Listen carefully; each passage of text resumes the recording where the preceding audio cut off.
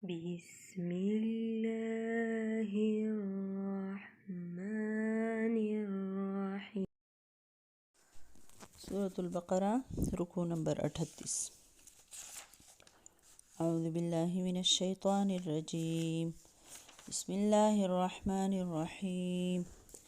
الذين ينفقون أموالهم هغه کسان چې خرج کوي مالونه خپل باللیل والنهار د شپې او د ورځې سرا وعلانیة په پټه او په ښکاره فلهم اجرهم عند ربهم پس د دوی دپاره اجر دی په نزد د رب د دوی ولا خوف علیهم ولا هم یحزنون او نه به یره په دوی باندې او نه به دوی غمجن کیږي. الذين يأكلون الربا هغه کسان چې خوري سود لا يقومون نه به ودرېږي دوی د قبرونو نه الا کما یقوم الذي مگر لکه څنګه چې ودرېږي هغه سړی یتخبطه الشیطان من المس چې پاگل کړی وي د لره شیطان په لاس وروړلو سره. ذلك بأنهم دا په وجه دی چې دوی قالو وایي انما البيع مثل الربا بېشکه تجارت په شان د سود دی واحل الله البيع او حلال کړی دی الله تجارت وحرم الربا او حرام دی سود. فمن جاءه موعظة من ربه پس هغه څوک چې راشي هغه ته نصیحت د خپل رب د طرف نه فانتها پس چې دی منع شو د سود نه فله ما سلف نو دلره هغه سړي چې مخکې اغستې دي وامره الى الله او معامله د الله سره ده. ومن عاد او چا چې دوباره سود وکړو فاولئک اصحاب النار نو دوی خاوندان د اور دي هم فیها خالدون دوی به دې اور کې به همیشه دپاره وي. یمحق الله الربا ختمی الله سود ویربي الصدقات او زیاتوي په صدقو سره یا کمی الله په سود سره او زیاتوي په صدقو سره. والله لا يحب كل كفار اثیم او الله نه خوښوي هر ناشکره او بد عمله انسان. ان الذين آمنوا وعملوا الصالحات بېشکه هغه کسان چې ایمان راوړي او نیک عمل وکړي واقاموا الصلاة وآتوا الزکاة او چې منځ قایم کړي او زکات ورکړي لهم اجرهم عند ربهم د دوی دپاره اجر دی د دوی د رب په نسب باندې ولا خوف علیهم ولا هم یحزنون او نه به یره په دوی او نه به دوی غمجن کیږي. یا ایها الذین آمنوا اتقوا الله ای خلقه چې ایمان مو راوړی دی ویرېږئ د الله نه وذروا ما بقي من الربا او پرېږدئ هغه چې باقي پاتې دی د سود نه ان کنتم مؤمنین که چېرې یئ تاسو مؤمنان فإن لم تفعلوا پس که چېرې ونه کو تاسو دا کار فأذنوا بحرب من الله ورسوله نو تیار شئ په جنگ سره د طرفه د الله نه او د رسول د هغه نه. وان تبتم فلکم رؤوس اموالکم او که چېرې تاسو توبه وکړه نو شته ستاسو دپاره اصل د مالونو ستاسو. لا تظلمون ولا تظلمون مه تاسو ظلم کوئ او نه به په تاسو ظلم وشي.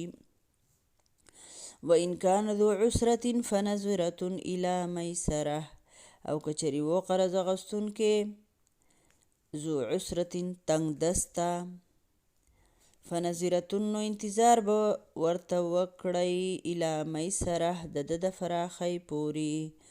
وتصدقوا خیر لکم او که چېرې صدقه کړئ تاسو نو دا بهتره ده ستاسو دپاره ان کنتم تعلمون که چېرې یئ تاسو پوهه. واتقوا یوما ترجعون فیه الی الله او یریږئ د هغه ورځې نه چې تاسو به واپس شئ په دې کې الله ته ثم توفى كل نفس ما کسبت یا به پوره ورکړلی شي هر نفس ته هغه بدل چې عملي کړی وهم لا یظلمون او په دوی به ظلم نه کیږي. یو طرف ته الله رب العالمین د صدقو اهمیت او د هغې فضایل او د هغې ثوابونه الله رب العالمین د دنیا او د آخرت د هغې فواید بیان کړل کړه په تېره رکوع کې او د هغې طریقه چې چڼول به نه کوئ دا به نه کوئ. او اوس الله رب العالمین فرمایي چې څوک خپل مال شپې او د ورځې پټ او ښکاره د الله د رضا دپاره خرج کوي نو دا به داسې بندیان چې به دوی به نه سیری نه به دوی غمجن کیږي مطلب دنیا او په آخرت کې به دوی کامیابي. او چې څوک سود کوي الله فرمایي داسې به د قبر نه راپاسي لکه شیطان چې په ټچ کول لیونی کړي. او خلکو به څه وی ولې په سود او په دغه کې څه دي، وایي دا سود چې دی دا خو تجارت دی، نو زه پکې ځان له ګټه کوم. نو په دې کې څه دي چې دا حرام دی په اسلام کې که نه. دوی به ولې وایي تجارت حلال دی او سود حرام دی.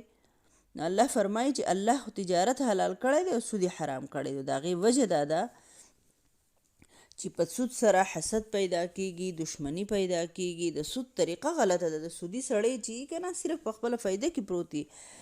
او تجارت چې دی نو تجارت خو الله رب العالمین چې کومه طریقه ښولې ده که نه، د سود او د تجارت خو د ځمکې اسمان فرق دی. دا خبره خو نه ده چې صرف د ګټې خبره ده. الله پاک فرمایي چې کم مخکې سودونه شي پخوا خو به ټولو خلکو سود کوو که نه په جاهلیت په دور کې.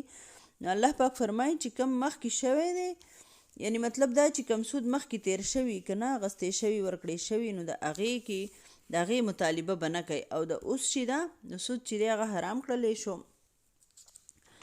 او دا د آیت چې دی دا د مکې د فتح کېدو نه وروسته وی نازل شوی دی. دا دلته یې ښودی شوی دی، خو دا مکې د فتح نه وروسته نازل شوی دی. په دغه وخت کې عرب چې و دا یو اسلامي حکومت جوړ شوی و که نه. نو د دې نه مخکې خو سود ناخوښه څیز ګڼلی کېدو، لیکن قانونا بند خو نه و که نه. خو چې کله اسلامي نظام راغی، اسلامي حکومت نبی صلی الله علیه وسلم قایم کو، نو سودي کاروبار چې دی دا یو قانوني جرم شو. په سود باندې باقاعده پابندي ولګېدله. دا سود چې دی سود خوړونکی بنده دی صرف په خپل مفادو سره غرضي. په دې نه دی خدای دې کړي چې د دې بل بنده تجارت تباه شي، او خدای دې کړي چې ډوب شي. زما خو به په میاشت پس دونه منافع ده، ماله به خپله منافع راکوي. ټیک منافع یې را سره لیکلي ده چې په لاکو بسېدلی به 10,000 روپۍ در کوم، بس هره میاشت په مال راکوي، یا په کال کې به 10,000 روپۍ راکوي. جو ماله به راکوي 15,000 راکوي، ماله به راکوي. زما دې سر څه کار دی، سړی ډوبېږي او که پاتې کېږي که نه. سودي سړي دا سوچي. بل طرف ته مضاربت چې ورته وایي، تجارت چې ورته وایي، نو هغه چې دی د هغه غرض خدای چې دا تجارت ته الله کامیاب کړي. ځکه چې زمونږ دواړو په پرسنټیج باندې لکه خبره شوي که نه، چې د چا څونه سرمایه د هغې سرمایې مطابق چې دی هغوی کاروبار کوي، د هغې بیا دغه د ګټه چې د هغه بیا تقسیموي. نو په معاشره کې په مضاربت سره په شریکي باندې چې که نه پیسه یو خو سودي او یو تجارتي، په تجارت سره اخوت پیدا کېږي، خیر او برکت پکې پیدا کېږي. نو د دې بالکل د یو بل نه مختلف دي. بل الله رب العالمین دام فرمایي که نه چې زه کموم په سود سره او ډیروم په صدقو سره. حالانکه په ظاهره باندې صدقه خلک ورکړي نو کمه شوه، او سود خو خلک اخلي، نو په ظاهره خو دا په سود باندې زیاتېږي او په صدقه باندې کمیږي. او الله فرمایي چې نه، زه په سود کموم او په صدقو زیاتو. او زما خیال دی که تاسو چا هم سود کړی که نه، یا هم د بینک نه په سود پیسې رایستي که نه، تاسو ته به پته لګېدلي چې دا څونه بې برکته دی. بنده بې پویه نه شي او ایسته کړي، الله پاک ایسته راټینګ کړي، راګیرې کړي ایسته کړي، او د هغه مال او د هغه هر څه نه برکت وځي. حالانکه د آخرت سزا خو لا د آخرت ده چې رزق او هډوکي او مال او د بدن او هر څه د حرامو شي، دعا یې نه قبلیږي. او ډېر سخت مطلب انتهایی سخت ترین جرم دی سود چې دی که نه. دومره سخته خبره د بندی ویلی نشي. پاک نبی صلی الله علیه وسلم فرمایي وایي د سود ګناه که 80 حصې شي، نو د هغه 80یمې حصې کمزورترینه حصه چې ده، نو هغه دونه ده، د هغې دونه ګناه ده لکه د خپلې مور سره چې زنا وکړي. سخته خبره ده. دا بنده سم سیچل په بنده وشي که نه. او نن زمونږ ټول قوم مسلمان قوم چې دی په دغه کې په سود کې مبتلا دی. پاک نبی صلی الله علیه وسلم فرمایل، مسند احمد کتاب دغه دی مشکات په حواله سره دا حدیث دی چې د سود 1 درهم چې بنده خوري، 1 درهم لکه 1 روپۍ که نه، د هرې علاقې د درهم د عربو د علاقې دغه د روپۍ ده. نو د سود 1 درهم چې بنده خوري او دو ته پته چې دا د سود ده، دا روپۍ د سود ده، نو دې په ګناه کې 36 مرتبه 36 ځله د زنا کولو نه زیات سخته ګناه ده چې 1 درهم ته د سود وخورې که نه. اوس دې خبرې ته سوچ وکړئ، دونه سخت خبره ولې ده که نه، او بیا الله رب العالمین دام فرمایي چې که چېرې تاسو دا سود پرې نه ښودو نو الله او د الله رسول سره جنګ ته تیار شئ که نه دا دومره سخت الفاظ ولې دي او په خپله الله پاک د سود متعلق دا خبره کړې ده که نه نو خبره دا ده چې سود